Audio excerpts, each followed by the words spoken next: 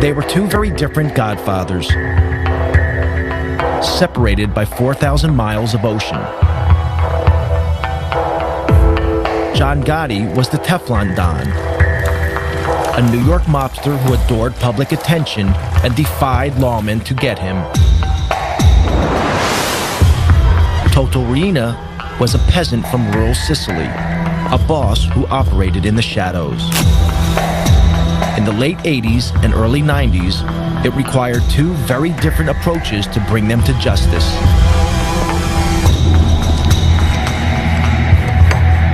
In the United States, crime fighters were tireless in their pursuit of Gotti. If you'll disregard my phone calls, I'll blow you and the house up. In Sicily, it would take a revolution by the people of Palermo to put Riina behind bars.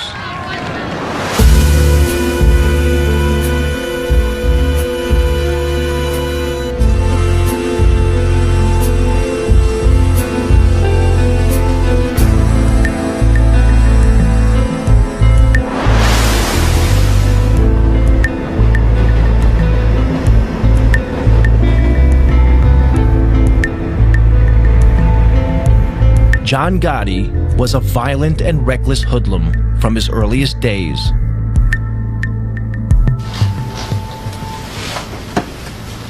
Henry Hill, a young gangster, was drinking in a bar when he first came across the teenage Gotti.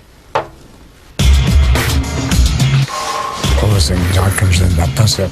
Work anyway, goes over to the card table and starts whacking the guy with a bat or a pipe or something.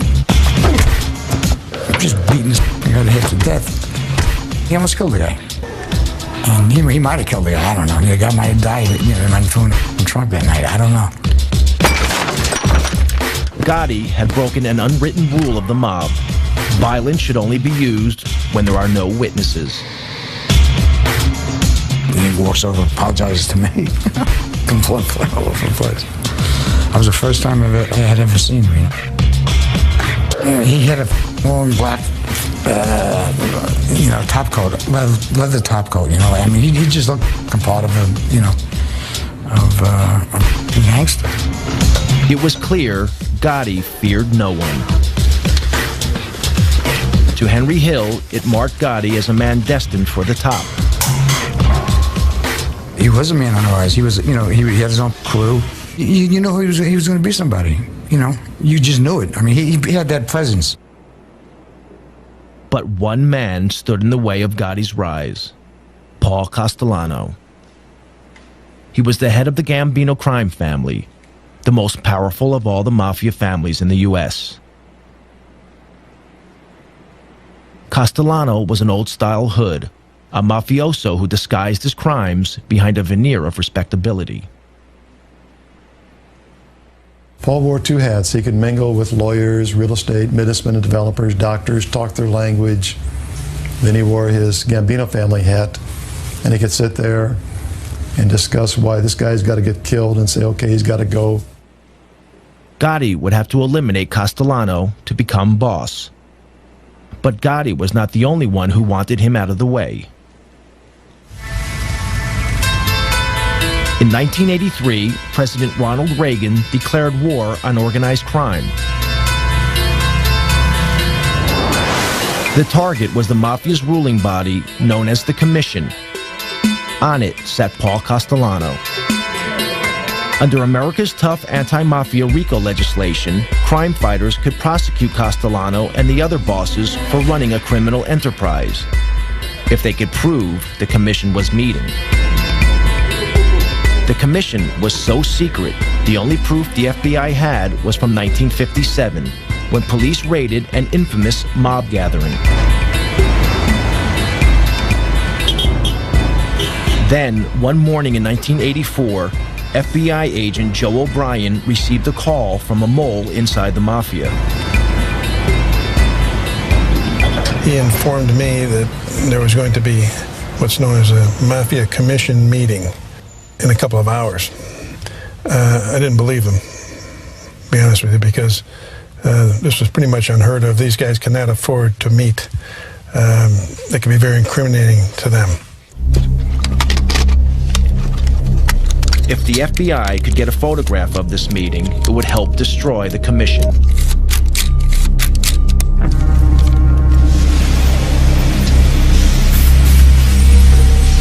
O'Brien and fellow agent Andy Currens staked out this building, a small house on Cameron Avenue, Staten Island, that belonged to a relative of a senior Mafia Don. The agents hid in the back of an unmarked van a few hundred yards down the road. Van was right back here, right about where the white car is, right in front of the 54 there. That's about where we were parked. And we had a nice straight shot. There were no cars at that time. We had a straight shot down the street to 34 Cameron. So we sat there for 3 hours till about 4:30, and then they started coming out crime family by crime family. The top men in the Gambino, the Lucchese, the Colombo, and the Genovese families all emerged.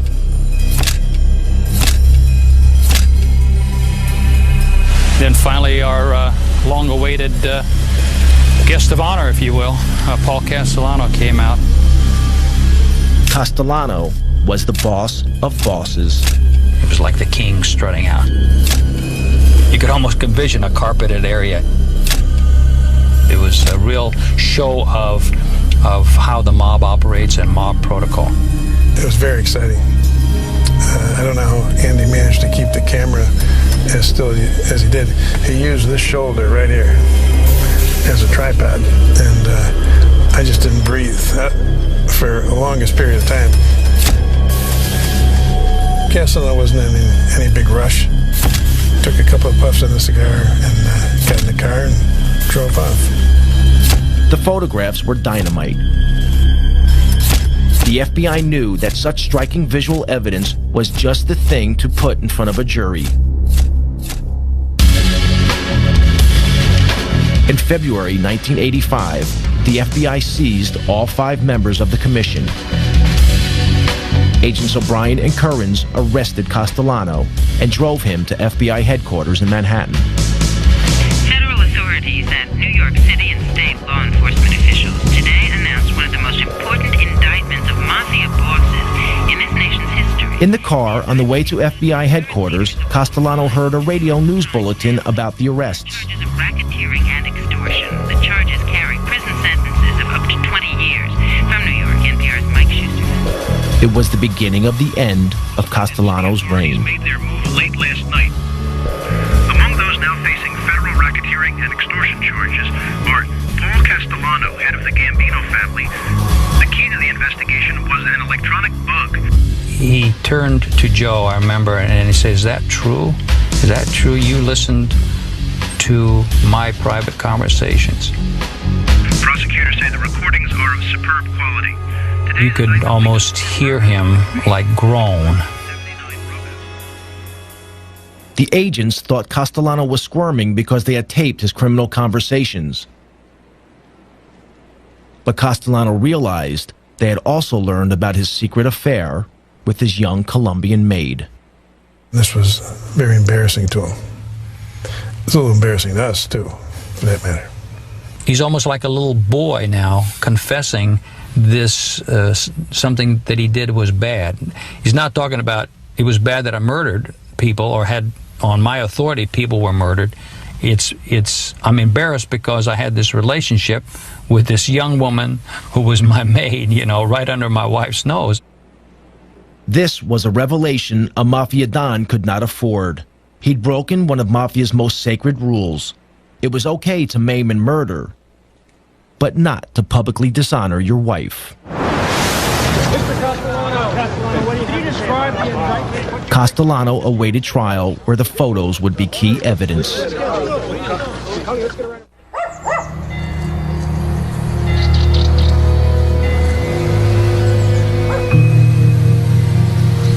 If the New York mob wanted to know what a Mafia war was like, they needed look no further than Sicily.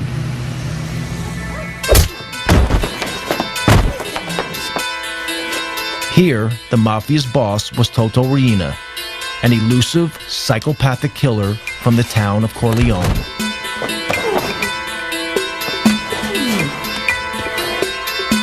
Corleone was a mafia stronghold set high in the mountains of central Sicily.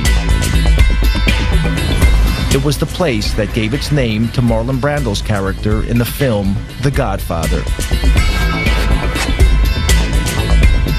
Riena's cruelty earned him the name The Beast. Corleone had an unenviable reputation as a place where only the toughest mafiosi were born and bred. As one local anti-mafia fighter remembers,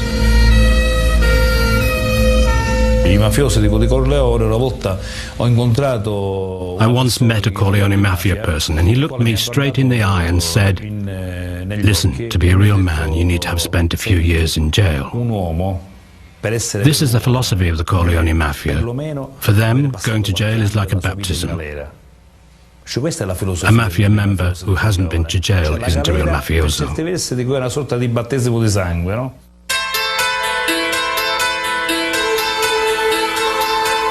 Riena's crime family had seized control of the mafia in a vicious war. In Palermo, in the early 80s, the streets were soaked with the blood of Riena's victims. During one 6-month period, a body was found in the city every 3 days.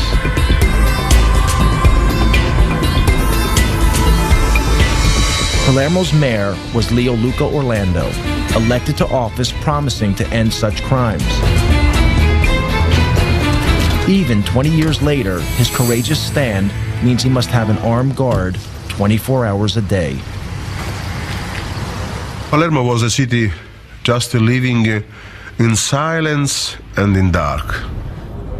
The way the citizens to avoid to be involved in these killings was to deny that the mafia does exist. Just to say, we don't see, we don't speak, we don't hear, it's not our problem, they kill each other, there's no risk for us. If we don't speak about the mafia, we will never be killed. The man leading the hunt for Riina was an investigating magistrate named Judge Giovanni Falcone. He had grown up in a rough area of Palermo, where some of his schoolboy friends later became mafiosi. Unlike them, he had chosen to fight for the law rather than against it. From his headquarters in Palermo's Palace of Justice, Falcone had been battling the mafia for over a decade.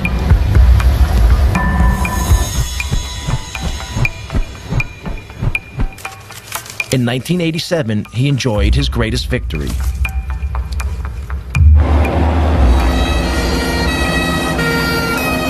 In the Maxi trial, over 300 mafiosi have been sent to prison, their sentences totaling almost 3,000 years. It was the most stunning blow the Sicilian mafia had ever received.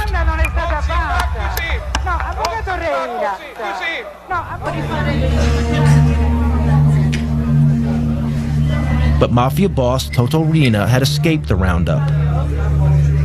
He remained free, running his criminal empire from an unknown hiding place.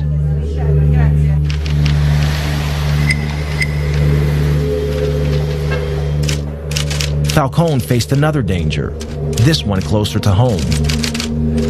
He had few friends at the Palace of Justice. The people of Palermo stood on the sidelines, waiting to see who would come out on top, Falcone or the Mafia. Falcone rented a vacation apartment on the beach, half an hour's drive from Palermo. When he went there, it seemed that most of Palermo knew about it. When Falcone was on the move, it was like a wedding party. There were lots of cars, even a helicopter in the sky above. So everyone knew that Falcone was at the beach house. Yet the ring of steel that protected Falcone made little difference to Riina. One afternoon in June 1989, Falcone relaxed by the beach. An inquisitive security guard noticed the sports bag by the house, seemingly forgotten in the rocks by the water's edge. When he peered inside the bag, he noticed electric wires connected to 58 sticks of plastic explosives.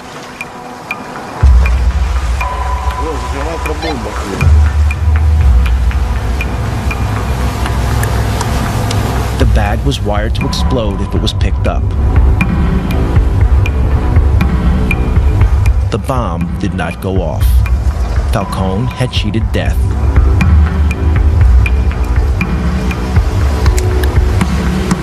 Soon after the assassination attempt, Falcone spoke to one of his closest friends in the fight against the Mafia. He made a chilling prediction. Come lui diceva poi, when we were talking afterwards, he told me, my life's mapped out. It's my destiny to be killed by the Mafia someday. Non posso che morire così. Non posso che essere ucciso. The only thing I don't know is when. Che non so. With Reen at large, Falcone was running out of time. Back in New York, the clock was also ticking for the American Godfather, Paul Castellano.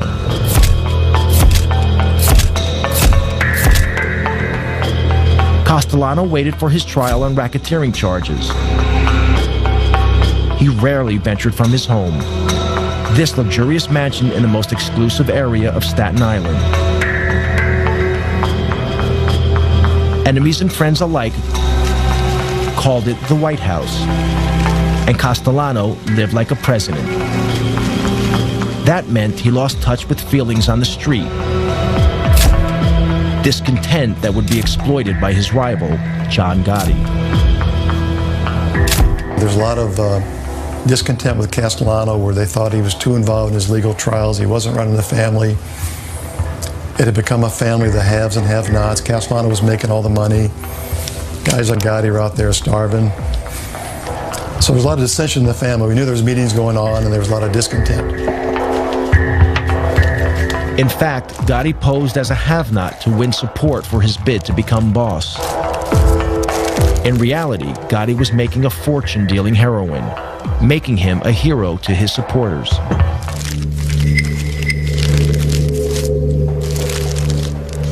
The law was onto Gotti's crew for drug dealing. That brought more heat on Castellano. So he planned to break up Gotti's crew. Gotti knew he had to act. The stage was set for a showdown.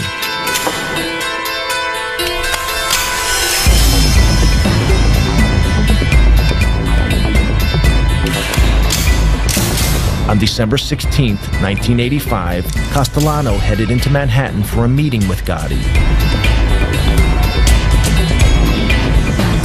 They were to meet here at Castellano's favorite steakhouse, Sparks, in Midtown Manhattan.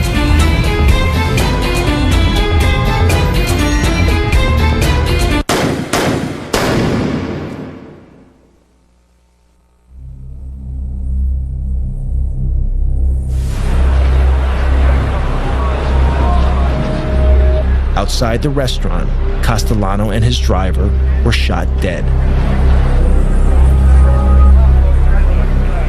Such a daring public murder shocked New Yorkers.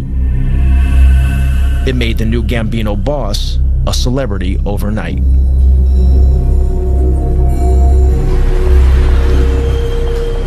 At the time, Gotti was facing a trial on a charge of racketeering. Until the murder, few outside the world of law enforcement had even heard of Gotti. We went from having what was really kind of a, not sleepy, but routine organized crime case to the case of the decade. We had huge throngs of reporters outside the courthouse, in the courtroom. We had a big fish on the line. At his trial, Gotti was defended by flamboyant mob lawyer Bruce Cutler. For many years, Cutler has continued to act as Gotti's apologist. He had a remarkable insight into others, like a sense, almost a sixth sense, if you will, to size people up. Gotti could certainly size up a jury. In March 1987, the trial reached its conclusion. Gotti was acquitted of racketeering. But unknown to law officers, a juror had been bribed by one of Gotti's men. Gotti was tried in 2 other cases, both for assault, both defended by Bruce Cutler. How say you with respect to defendant John Gotti, guilty or not guilty? You find him not guilty. Each time, the Gambino boss got off. Bribery and intimidation of witnesses saw to that. The nickname, the Teflon Don, was born. Gotti was different from almost any other godfather. He made little secret he was a Mafia Don, and enjoyed that everyone knew he'd risen from Brooklyn poverty to become the boss of bosses. He was born dirt poor, was on the street since he's 12, was on the cover of Time magazine in his 40s, and he took on the system. In the opinion of his former attorney, Gotti was a modern-day Robin Hood, standing up to those in power. Jewish people, Irish people, working people, union people, construction workers, policemen. My father was a detective. Some of our strongest supporters that used to cheer for us were local police, not because they're allowed to, but it was the alphabetized government thugs we fought. The FBI, Internal Revenue, INS, CIA, those faceless, robotic government thugs that come at you and can destroy your life. The murderous reality of Gotti's brutal reign was very different. Gotti's love of public adoration would be exploited by the FBI and prove to be the Teflon Don's undoing. American mob boss John Gotti loved the limelight, but the head of the Sicilian Mafia, Toto Riina, stayed out of sight.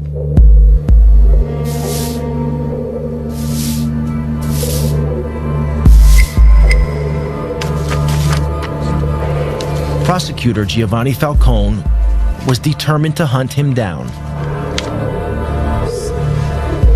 Falcone needed a way of connecting Mafia boss Riina to the crimes carried out in his name by his army of killers.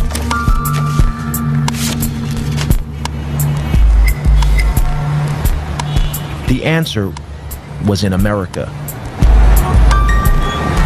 Richard Martin was a leading official in the U.S. Department of Justice. He and Falcone had worked together for years. Their biggest success, breaking the heroin smuggling link between Sicily and the United States, known as the Pizza Connection. Falcone relished his trips to the U.S. The life that he led in Sicily was almost the life of a prisoner. He went from a bulletproof car to a protected office. Instead, when he came to New York, he could go shopping, he could go to restaurants, he could come to our offices, we could go to our homes and meet our families together. And so for him, New York was like freedom.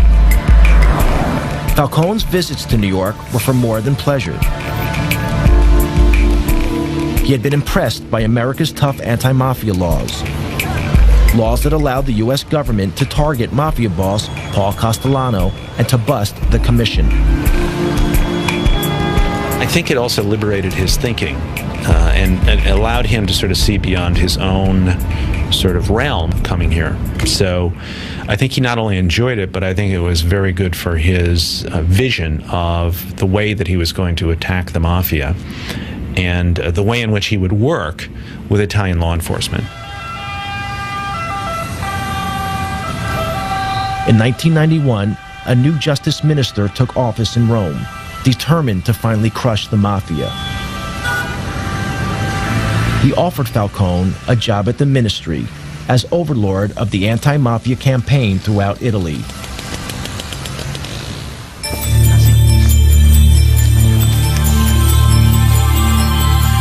Falcone jumped at the chance of leaving Palermo and putting into practice the lessons he had learned in the United States. His ideas were revolutionary. An Italian equivalent of the FBI was to be formed. Across Italy, the fight against organized crime would be centralized under Falcone's control.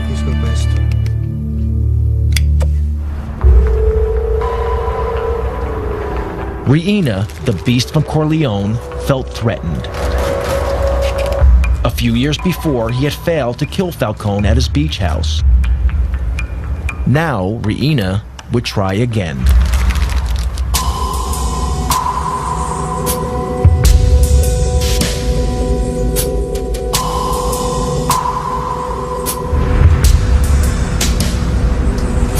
On May 23, 1992, Falcone and his wife Francesca returned to Palermo for the weekend.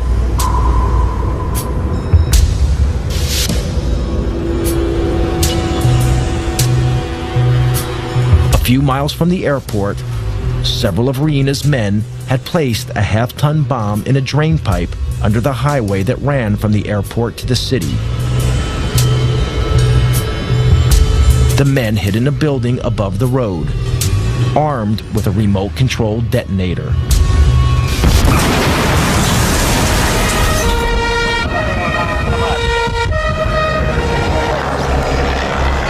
A massive explosion ripped open the highway.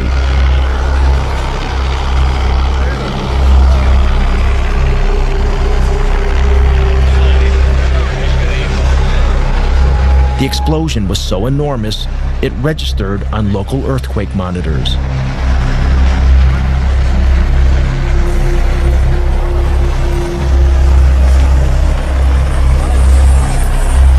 Giovanni's sister, Maria Falcone, was at home when she heard the news of the explosion. Sono scappata appena mio marito mi ha detto di che si trattava. When my husband told me what had happened, I rushed out of the room. I phoned the police. They told me Giovanni had been taken to hospital. When I got there, Francesca's brother told me Giovanni's dead.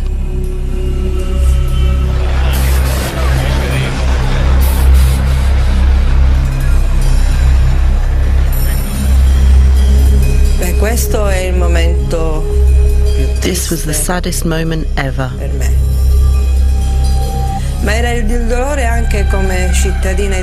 Not only for me as a sister, but also as an Italian citizen.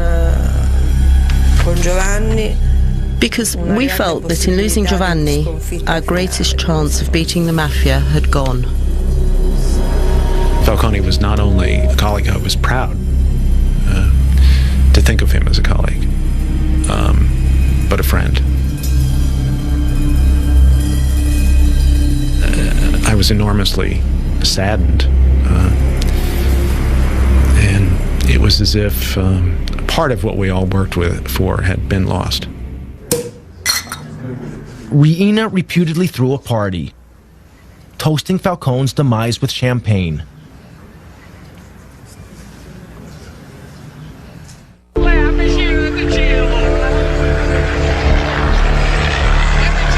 Along with Falcone, his wife Francesca and 3 bodyguards were also killed.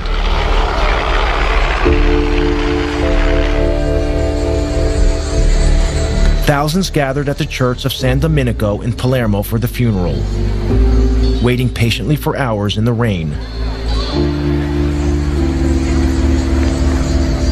The funeral was broadcast live on national TV. Across Italy, all regular television programs were suspended. Parliament declared a day of mourning.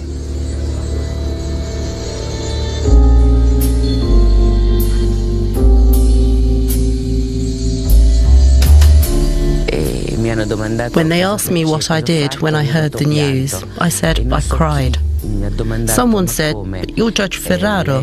What do you mean you cried?" I replied, "Yes, I cried, and I'm not in the slightest bit ashamed of it." Italy was shocked and angered. It it didn't deter Toto Riina. Anyone who stood in his way would meet a similar fate.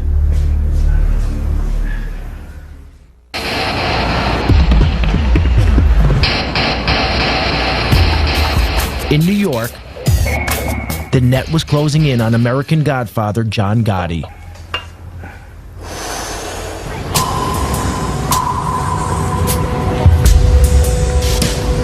This clothing store in Manhattan's Little Italy was once the Ravenite Social Club, the nerve center of the Gambino crime family operation.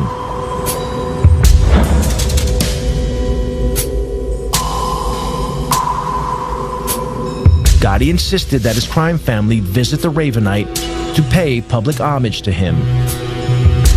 The FBI had placed a surveillance team on a block near the Ravenite. This is some of the actual footage shot by the FBI. Gotti reveled in his public persona as Mafia Godfather.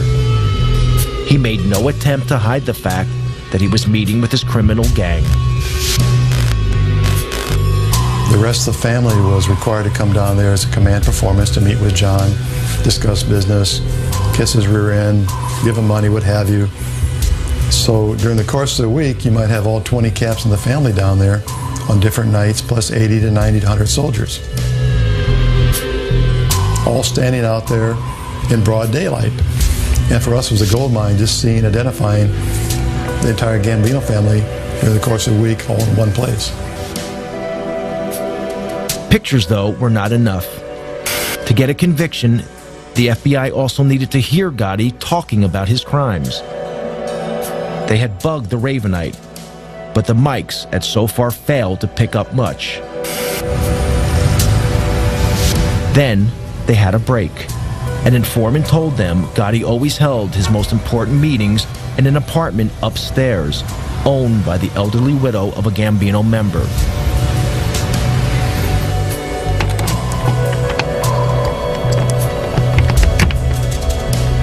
When the old lady went on vacation, FBI agents broke in and placed a bug in the apartment. But a few days later, we heard the back door of the social club open up, and we heard him walking up the stairs, and sure enough, we hear the door, apartment number 10, open. And they all sit down, and they start talking. And after a few minutes, it became obvious that they weren't concerned about microphones because they had a radio on, but they turned it down because it was too noisy. They all talked loud because we found out later John Gotti's deaf in one ear. So the tapes are all loud and clear and tremendous quality. You tell this punk I meet John Gotti tonight to sever your mother head off, you sucker. The secret recordings revealed the true face of a Mafia Godfather, very different from the one Gotti showed his adoring public. John, listen, I called your house 5 times yesterday. Now, if you'll disregard my phone calls, I'll blow you and the house up. When John's upset, he starts talking loud and clear, and he forgets about things he should not talk about, like past murders. Gotti was arrested. In January 1992, he was sent to trial, facing charges of multiple murder and racketeering. It would be his 4th trial in 6 years. Yet again, New York was riveted by John Gotti.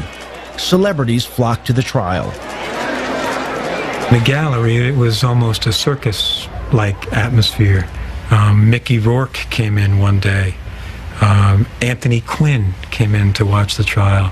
They sent in a boxer, Ronaldo Snipes, who glowered at the jury and within half an hour was kicked out. John, listen, I called your house 5 times yesterday. Now, if you'll disregard my phone calls, I'll blow you and the house up. Gotti was his normal cocky self, he's full of bravado. But when you played those tapes, you watch his face, and you knew that's the last thing you wanted to hear was his big mouth. You tell this punk I meet John Gotti tonight to sever your mother head off, you sucker. Gotti had damned himself, but the tapes would have another unexpected impact.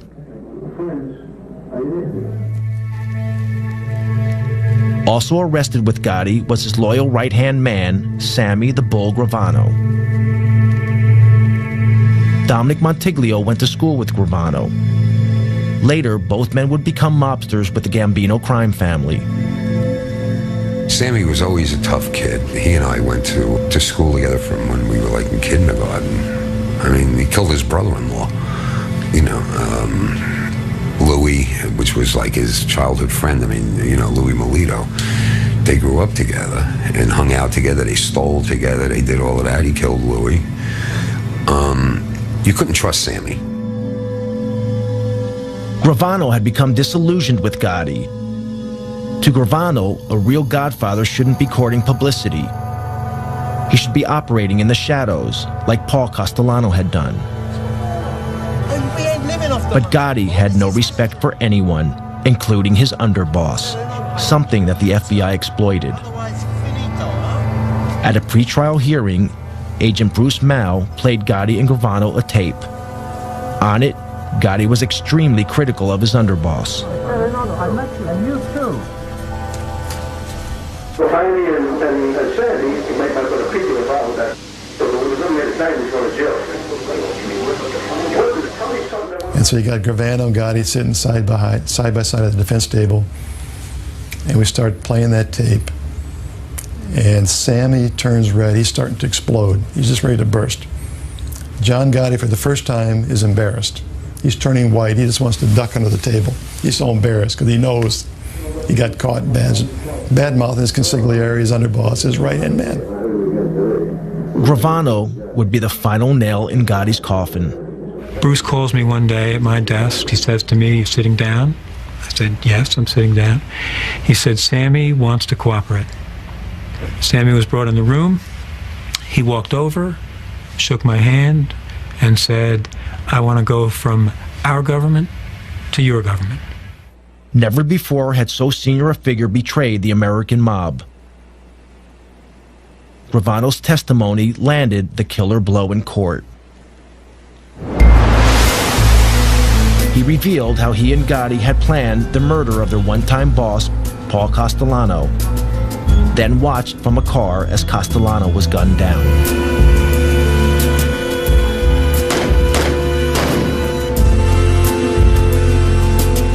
Gravano was a fantastic witness, and John Gotti acted like someone who knew he was going to be convicted, and he was really worried about it. He was ornery, snapping at me, snapping at his lawyers. It was, I enjoyed watching it. In April 1992, Gotti was found guilty on 13 charges, including murder and racketeering. The judge sent the Godfather to one of the toughest jails in the U.S., Marion Federal Penitentiary in Marion, Illinois. The sentence was steep, life without the possibility of parole. Despite the evidence of the tapes and Gravano's testimony, Gotti's attorney in his first 3 trials still protest Gotti's innocence. If you're asking me, do I agree with the label that he was boss of some Gambino group, I say no. To you, I've said no all my life. He said no. I don't say he was an altar boy or a saint. He was one tough cookie. But he said he was not part of any mob.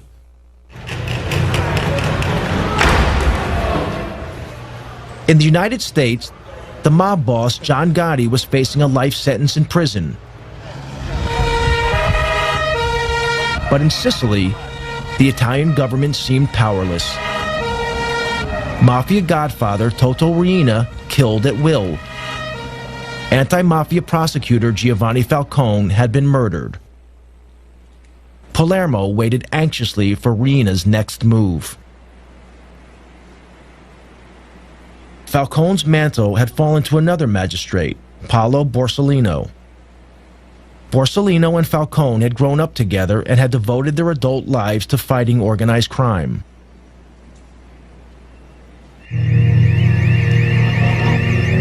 On Sunday afternoon, July 19th, 1992, 2 months after the murder of Falcone, Borsellino visited his elderly mother in this apartment block, as he did every weekend.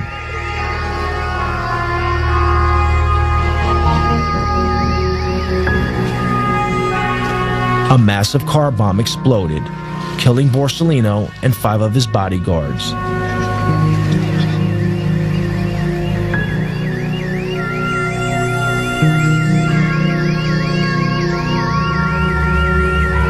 This outrage was the final straw. It caused a revolution against the Mafia, led by the people of Palermo.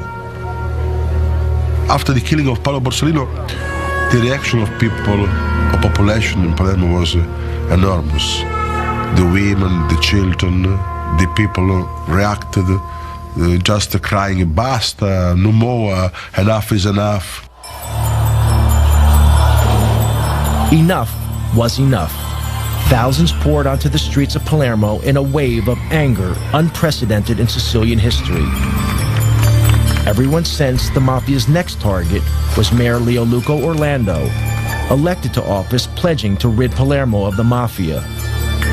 When he appeared in public, women and children threw a protective cordon around him, daring the Mafia to kill them to get to the mayor. They sent a clear message.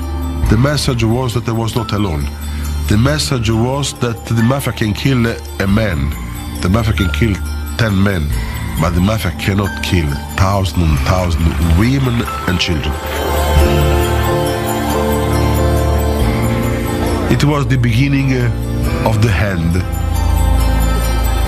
People power had beaten down the Mafia.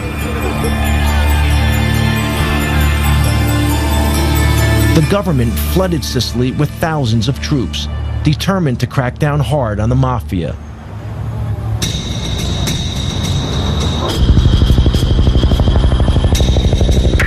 In January 1993, Italian police nabbed the biggest prize of all. Following a tip-off, Toto Riina was finally arrested.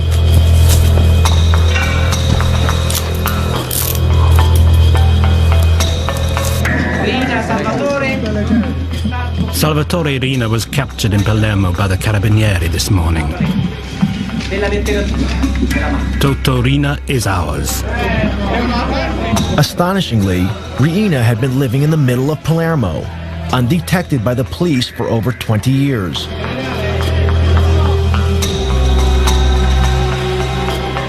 When Riina was paraded in public, Italians were shocked. This inoffensive-looking, peasant-like character was responsible for the brutal slayings of Falcone and Borsellino, along with hundreds of others.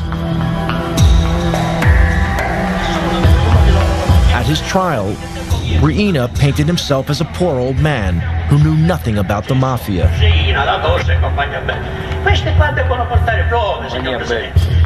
This flimsy defense was rejected.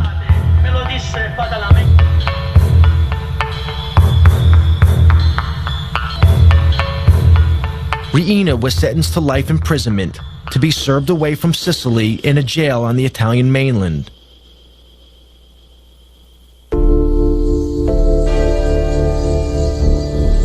On both sides of the Atlantic, the day of the Godfather seemed over. John Gotti died of cancer in prison in 2002, 10 years into his life sentence. With Gotti's death, an era ended. By publicly flaunting the fact that he was boss of bosses, he ensured that law enforcement agencies would leave no stone unturned to finally smash the mob. The future is pretty grim for the mob if the FBI and other federal agencies keeps the pressure on to go after these guys. The biggest mistake we can make is declare that the war and the mob is over with, we've won, and go off to do other things. These people are very resilient. 5 years they could regroup, reorganize. They'll never be as effective what they were 30 years ago, but they still be a viable criminal force. In the US, the mob is moving with the times. They're involved in internet fraud, sex phone lines, and stock exchange scams. But they are no longer the power they once were. And the FBI is determined to not let Russian, Chinese, or other immigrant criminals dominate their neighborhoods in the way Italian gangsters once controlled theirs.